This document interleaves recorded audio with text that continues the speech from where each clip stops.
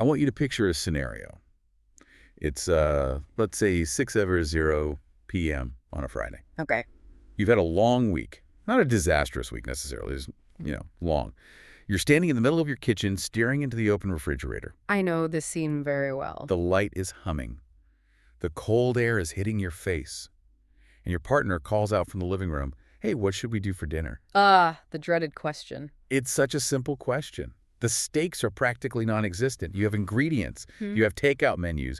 You have a brain that just hours ago was solving complex logistical problems at work. But in that moment, Nothing. It's like the screen has gone black. And it's not just that you're indecisive. It's like you physically cannot process the variables to make a decision. that sensation, that blanking out is so universal. I think everyone listening has felt that specific paralysis. Definitely. And, we usually beat ourselves up about it. We think, why can't I just function? I'm an adult. Why am I crashing over pasta versus tacos? Exactly. We treat it like it's some kind of character flaw. Right. Or we just say, oh, I'm just tired. Right.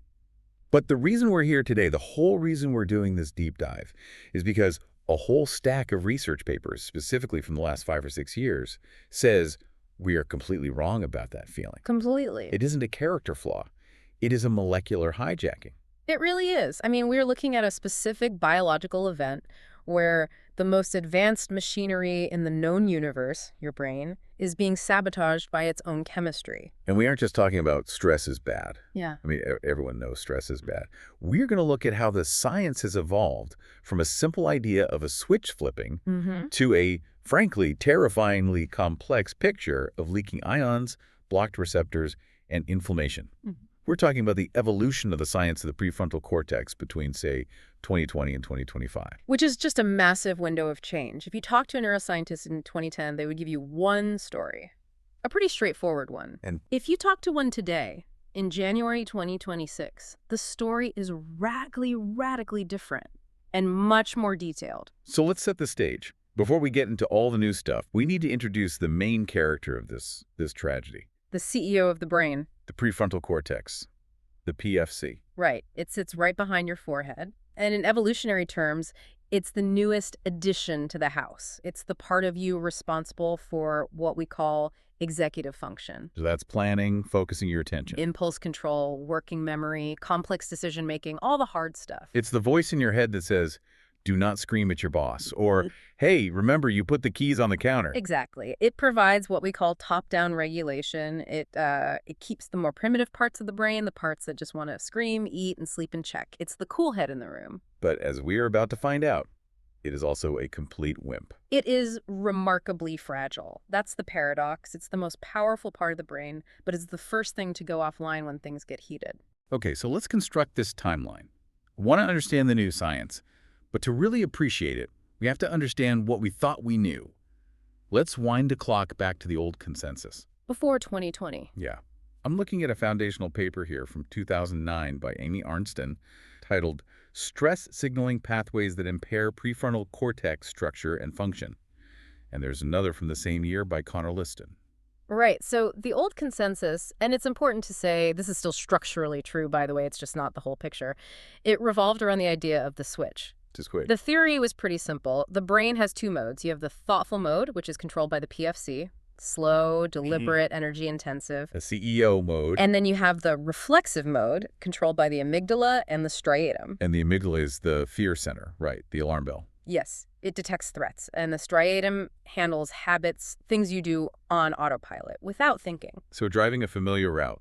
Exactly. So the 2009 consensus was that stress acts as a chemical switch that toggles you between these two systems. It shuts down the slow, expensive PFC and powers up the fast, cheap reflex centers. Which makes total sense if a bear is chasing you. You don't want to be standing there pondering the nutritional value of the bear. You want to run. You want pure reflex. You want habit and fear to take over. Precisely. And Arnsten described this relationship using a shape that is absolutely vital to understand. It's the inverted U. I see the inverted U mentioned in almost every paper in this stack. Let's unpack it for everyone. Imagine a graph. Okay, so visualize a graph. The bottom axis, the horizontal one, is arousal, how stressed or awake you are. From asleep to full-on panic. Right. And the vertical axis is performance, basically how smart you are acting in that moment. Okay. At the very bottom left, you have low stress, you're bored, You're drowsy. Your performance is low. This is me before my morning coffee. My brain is just mush. That's right. And chemically, what's happening is your brain isn't releasing enough catecholamines. Catecholamines. That's a family of chemicals. It's a family that includes dopamine and norepinephrine. Think of dopamine as engagement and interest, and norepinephrine as alertness. When you have low levels, the signal in your brain is weak. It's foggy. Right. But as stress or arousal increases, maybe you have a deadline, or you're playing a competitive game, or you have that coffee, you start to move up the left side of the U. Performance is getting better. Exactly. You release moderate levels of these chemicals. Now you're getting focused. And this is the top of the U, the sweet spot. You're in the zone. Yes. And here's the crucial detail from that early research. At these moderate levels, norepinephrine binds to specific receptors in the PFC called alpha-2A receptors. Okay. Alpha-2A. These are high-affinity receptors. They absolutely love norepinephrine. When they bond, they strengthen the neural signal. The background noise in your brain goes down, the important signal goes up. You are focused. But then the bear shows up. Or the Friday night dinner decision becomes just a little too overwhelming. And you cross the peak. You start sliding down the other side of the inverted U. Now, you have too much norepinephrine and dopamine flooding the system. And that's bad. It's very bad for the PFC. Because here's the trick.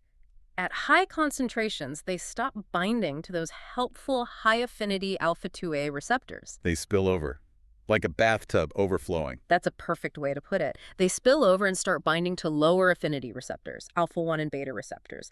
And binding to these receptors has the opposite effect. It actively disconnects the neuron. It shuts off the firing. So it's not just that I'm distracted. My brain chemistry has literally flipped a breaker switch. The CEO has been locked out of the building. And the amygdala, the panic center, takes the keys to the car. Because here's the kicker. Those same high levels of catecholamines that shut down the PFC actually strengthen the amygdala. Oh, that's a terrible combination. So you become dumber and more fearful simultaneously. That explains so much about arguments. You know, when you're in a heated argument and you say something incredibly stupid, and then 5 minutes later you think, why on earth did I say that? You said it because your PFC was offline. You were operating on pure amygdala reflex. Your thoughtful brain wasn't home. Wow. Now, looking at these other papers from a bit later, around 2012 and 2013, specifically Mika et al., and the review by McEwen and Morrison, this goes beyond just a temporary chemical flood, doesn't it? It does. If we stay in that stressed out state for too long, the actual architecture of the brain starts to change. This is where it moves from a software glitch to hardware damage. And yeah, this is the part that gets a little scary.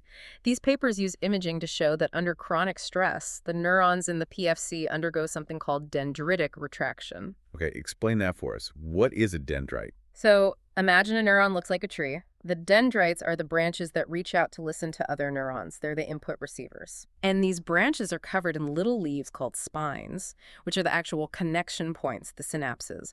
Chronic stress literally causes the tree to prune itself. The branches shrink back. The leaves, the spines, they just fall off and disappear. So the brain actually shrinks. The connectivity literally withers away. The connectivity in the PFC shrinks, yes. You physically lose the capacity to process complex inputs because the wiring has been pulled out. That's terrifying. But, and this is the silver lining I'm seeing from that List in 2009 paper, it's often reversible, right? Yes. That's the crucial ray of hope here. The med students. Right, the study on medical students. Exactly. Liston's group studied med students studying for their board exams. I mean, the definition of high stress, no sleep. Right. Their PFCs looked terrible on scans. You could see the shrunken connectivity. They performed poorly on tasks that required attention switching. But 4 weeks after the exam, after they'd had a vacation and time to recover, they grew back. The branches grew back, the spines reappeared, the brain healed itself. So plasticity is real. The brain can rebuild. In a healthy young brain, yes. It has a remarkable capacity for resilience. Okay, so that sets the foundation. We have the switch, we have the inverted U, and we have the shrinking neurons. That brings us to about 2015. More or less. But our focus today is the massive leap in understanding that happened between 2020 and 2025. Because the story gets so much more granular, we stop looking at the circuit and we start looking inside the actual engine of the neuron. We zoom way, way in, down to the molecular level. And the central question really changed. It wasn't just what happens, it became Why? Why this part of the brain? Yes, why is the PFC so wimpy? Why did evolution build a CEO that just crumbles under pressure when other parts of the brain seem to thrive on it? It does seem like a pretty major design flaw. You'd think so. And that leads us directly to a seminal paper by Amy Arnsten from 2020. The title is The Genie in the Bottle Magnified Calcium Signaling in Dorsolateral Prefrontal Cortex. The Genie in the Bottle. That is a very poetic title for a neuroscience paper. It is, but it fits the story perfectly. Arnsten's lab focused on a very specific type of cell, layer 3 neurons in the dorsolateral PFC. So a specific neighborhood in the brain. A very specific, very important neighborhood. These are the Goldilocks neurons. They're evolutionarily very new, and they have an incredibly difficult job. And what is that job? Mental representation. So think about the sensory parts of your brain, like your visual cortex. If you look at a coffee cup, those neurons fire. If you close your eyes, they stop. They're driven entirely by the outside world. Simple input leads to simple output. But the PFC is different. Its job is to hold thoughts about things that aren't physically there. If I ask you to remember a phone number or imagine what you're going to do next week, your PFC has to keep firing without any external stimulation. It has to generate its own signal. It has to create its own energy loop to keep the thought alive. This is what the papers call dynamic network connectivity. Okay. And how does it do that? It does it with a molecular trick, a very clever but very dangerous trick.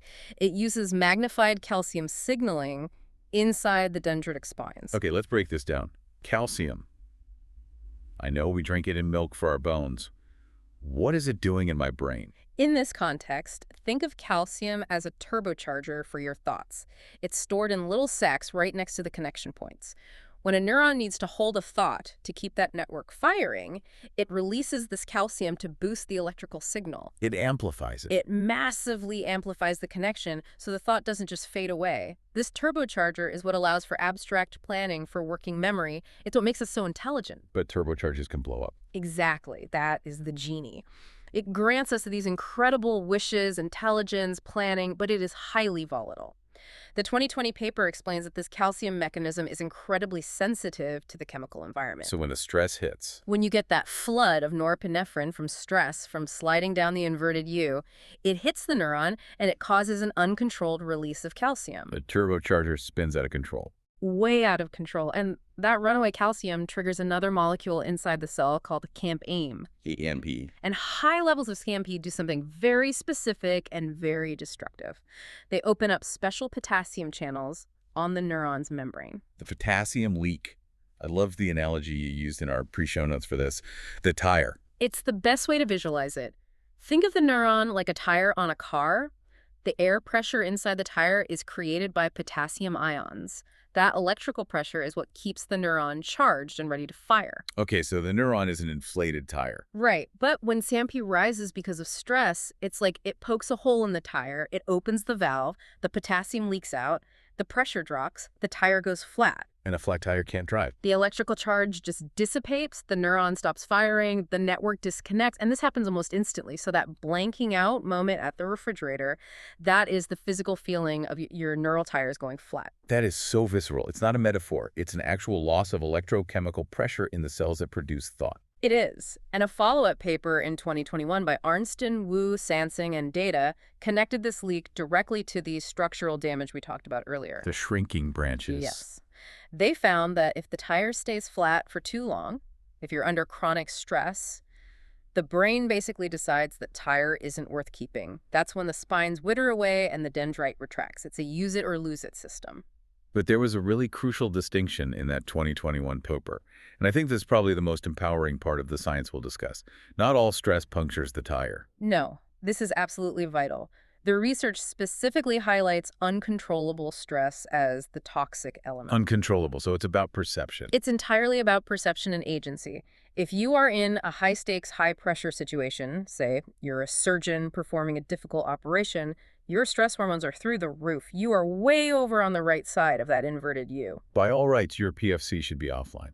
But if you feel competent, if you feel like you have agency and a sense of control over the outcome, the chemistry is different. The CAMP-T doesn't spike.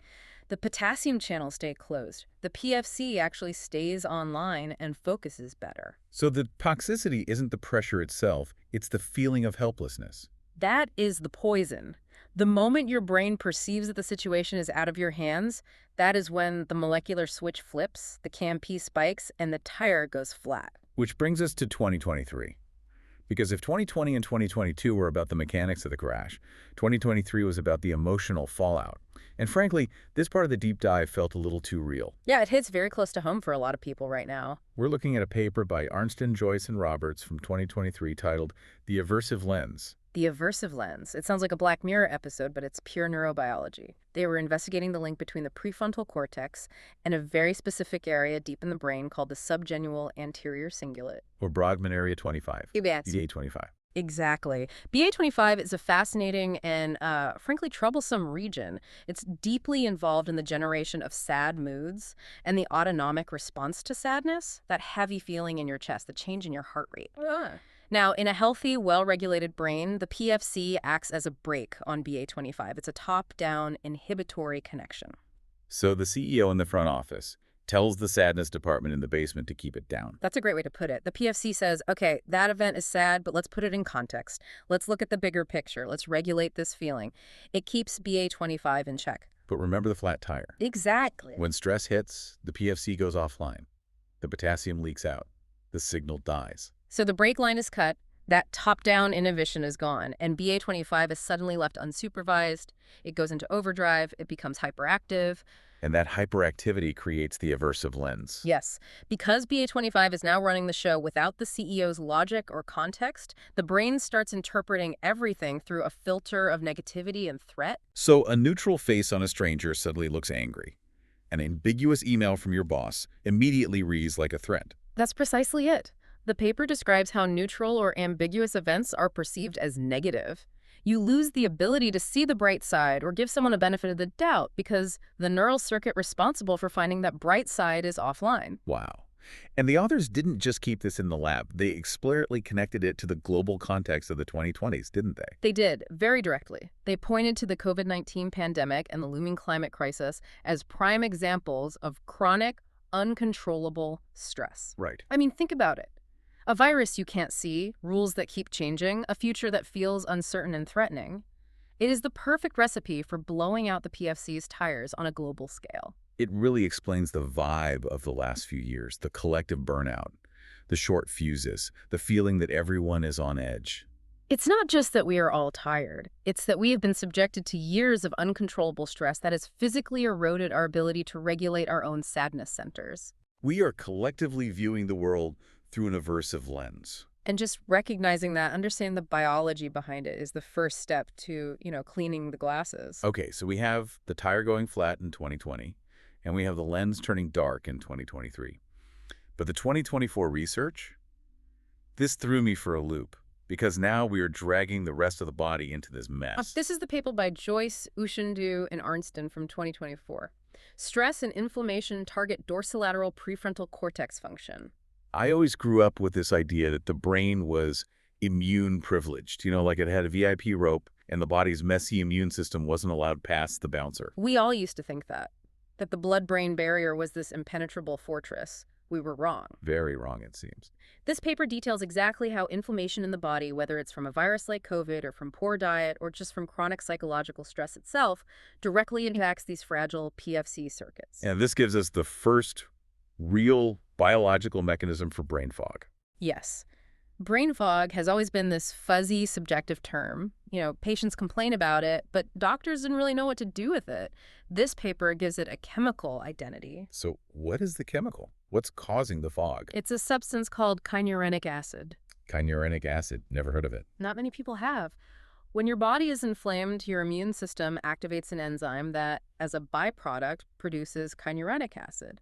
And this acid can cross the blood-brain barrier. Okay, so it gets into the brain, then what? Now remember our special layer 3 neurons? They have the calcium turbocharger, but they also have specific receptors, the ignition switches that neurotransmitters need to plug into. The main ones are called NMDA receptors and nicotinic receptors. These are what the glutamate and acetylcholine plug into to make the neuron fire. Exactly. Well, kynurenic acid is a molecular mimic. It has the right shape to jam itself into those receptors, but it doesn't have the key to turn the engine on. It just blocks them. Oh, it's like breaking a key off in the lock. That is a perfect analogy. It physically gums up the works. So even if you have enough neurotransmitters, even if your potassium isn't leaking that day, the neuron cannot fire because its ignition is blockaded by this acid from your immune system. So if I have long COVID or an autoimmune disease, or even just high systemic inflammation from a bad diet or chronic lack of sleep, my body is constantly producing a chemical that essentially tranquilizes my prefrontal cortex. That is the direct implication. It explains why cognitive deficits are so incredibly common with inflammatory diseases. It's not just fatigue, it is a molecular blockade of thought itself. Good idea, Abby. But it's also incredibly validating for so many people's experiences. It connects the mind and body in a way that you just can't ignore. Absolutely. The brain is an organ in a body, not a computer in a skull. Now, we're coming up to the present day. We're in 2024 in our timeline. And true to form, just when we think we have the map figured out, stress equals a week, plus a blockade, plus sadness science throws a plot twist at us. It always does. This brings us to the fascinating work of Meyer and Schwab. They published a study in 2023, which then appeared in the journal Cerebral Cortex in 2024. And they came at the problem with a different tool. FNRS, which is functional near-infrared spectroscopy. Which is a very fancy way of saying they put a cap with light sensors on people's heads to measure blood flow and thus activity in the brain. The benefit is that unlike a big, loud MRI machine, the subject can sit up, move a little, and interact in a more natural setting. So they put people in this cap and then just stress them out. They put them through the Trier social stress test. It is the gold standard for reliably inducing misery in a lab setting. I've read about this. It's horrible. It's awful. You have to give an impromptu public speech and then do difficult mental arithmetic, all in front of a panel of judges who are specifically trained to look bored and judgmental. They scowl, they tap their pens. My literal nightmare. It triggers that specific social evaluation threat, the deep human fear of being judged and found wanting. Now, based on everything we just discussed, the whole Arnsten model, the shutdown, the flat tires, you would expect the PSC to go dark during this test, right? Right. The CEO should have fled the building. The activity should plummet. But that is not what they found. Across the board, they found consistently increased activity in the dorsolateral PFC during the acute stress. Increased weight. So the PFC isn't shutting down. It's working harder. This caused a big stir. I mean, on the surface, it seems to completely contradict the shutdown theory. Yeah, it sounds like the exact opposite. But the expert interpretation, and this is where the new consensus is landing, is about distinguishing between activity and efficiency. Okay, unpack that difference for me. Activity versus efficiency. Imagine you are driving a car on a flat, dry road. You're cruising along at 60 miles per hour. The engine is humming quietly. The RPMs are low. You are covering a lot of ground with very little effort. Got it. That is a healthy, non-stressed PFC, high efficiency, low apparent activity. Okay, now imagine you were trying to drive that same car up a steep, icy hill. You have the pedal to the metal, the engine is screaming, the RPMs are in the red zone, the engine is working incredibly hard. But the car, it's barely moving. Maybe it's even sliding backward. So if I looked at the tachometer, the FNRS scan, I'd see huge activity. Look at that engine go. But if I looked at the car's actual progress... It's failing. That is the coping effort. The increased activity that Meyer and Schwab saw wasn't the PFC successfully managing the situation. It was the PFC engaging in a desperate, metabolically expensive struggle against that chemical tide. It's the sound of the brain fighting to stay online. That's it. It's fighting the potassium leak. It's fighting the kynureninic acid blockade. It's burning through glucose and oxygen, trying to maintain top-down control. So the PFC doesn't just vanish quietly. It struggles and flails. And that struggle is what we feel as that overheated spinning wheels sensation. That makes so much more intuitive sense. Yeah. Because when I blank out, I don't feel off. I feel chaotic. I feel like my brain is trying to grab onto thoughts that are just slippery and falling through my fingers. That is the cognitive struggle. That's your tires spinning on the ice. So we have a pretty complete picture now. We started in 2009 with the simple idea of the switch. Right, on, off. We moved to 2020 and found the molecular potassium leak, the flat tire. We found the aversive lens in 2023, which explained the emotional shift. We found the inflammation blockade in 2024, the key broken in the lock. And finally, the imaging data shows us the struggle itself. It's an incredibly comprehensive map of the battlefield inside our heads. But looking at the very latest note in our source stack, a 2025 paper titled Acute Stress Enhances Glutamatergic Transmission, It seems the story still isn't over. No, it never is. We are now looking at the microseconds before the crash. There's some evidence that for a split second, stress might actually enhance transmission before the whole shutdown cascade kicks in. It's a dynamic, moving target. So let's pivot to the so what question. Because hearing that my brain is a leaky, shrinking, easily blocked organ is... Oh, it's stressful. It can be a bit demoralizing, I admit. Is there hope? I mean, can we patch the tire? Can we dissolve the glue in the lock? There is absolutely hope, and I think it exists on two levels, the clinical and the personal. Okay, let's start with the clinical level. What can medicine do? The beauty of all this molecular research is that it identifies very specific targets for intervention. Arnstein's work points directly to those alpha-2A receptors, the good receptors. The ones that keep the signal strong. Yes. And we already have drugs like guanfacine, which is currently used for ADHD and hypertension, that target these exact receptors. What does a drug like that do? It essentially mimics the effect of good, moderate norepinephrine. It binds to the alpha-2A receptor and chemically strengthens the connection, which effectively helps close those leaky potassium channels. It reinflates the tire pharmacologically. So there are potential targeted interventions for this specific type of cognitive failure under stress. Yes. And there's also RTMS, repetitive transcranial magnetic stimulation, using powerful, focused magnetic fields to physically stimulate and strengthen those weakened circuits in the DLPFC from the outside. We are moving toward therapies that are much more precise than just, general antidepressants. But most of us aren't going to get a prescription or a magnet helmet tomorrow. Yeah. So what about on the personal level? What can we do right now? This goes all the way back to that one word, uncontrollable. That is the master key to the whole system. Sense of agency. If the entire toxic cascade, the leak, the blockade, the lens, is triggered by the perception of helplessness, then the antidote must be the assertion of control. But we can't always control our circumstances. I can't control if my boss is angry. I can't control the global pandemic. No, you can't control the external event, but you can almost always find micro areas of control. And biologically, that tiny assertion of agency might be enough to keep the cascade from starting. Give me a practical example. When you feel that blanking out panic rising, that feeling of being overwhelmed, don't fight the big problem. Focus on something small you can immediately control. Your breathing, Right. the feeling of your feet on the floor. Take a moment to just straighten the papers on your desk, stand up, and stretch. It sounds like mindfulness, but you're saying it's a direct mechanical intervention. It is. By asserting control over something, even something tiny, you are sending a biological signal back to your PFC that says, I am an agent here, I am acting, not just being acted upon. That signal can be enough to prevent the CAMP from spiking. It can keep the potassium channels closed. So you fake it till you make it on a molecular level. It's more like control what you can to heal what you can't. And what about the inflammation piece? The kynurenic acid, the brain fog. That ties directly into lifestyle. I mean, it's the stuff we all know we should be doing, but now we know the direct neural reason why. Sleep, diet. Sleep, diet, exercise, gut health.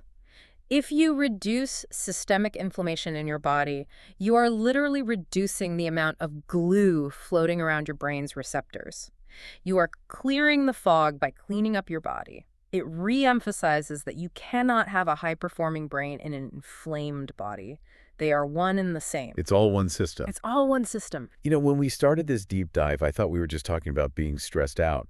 But this feels like we've taken apart a high-performance engine and looked at every gasket, every valve, every wire. It removes the mystery. And I actually think that's incredibly comforting. When you understand the mechanics, the why, it becomes less scary. It's less of a personal failing. You're not broken. Your potassium is just leaking. I'm not crazy. I just have low tire pressure. Exactly. It's a solvable mechanical problem. So here is a final thought for you, the listener, to mull over.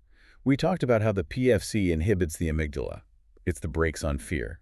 And we talked about how the PFC inhibits the sadness center, BA25. Right, the top-down control. But we also learned that your perception of control is what keeps the PFC online in the first place. The feeling of agency protects the PFC. Which implies a loop, a kind of self-fulfilling prophecy.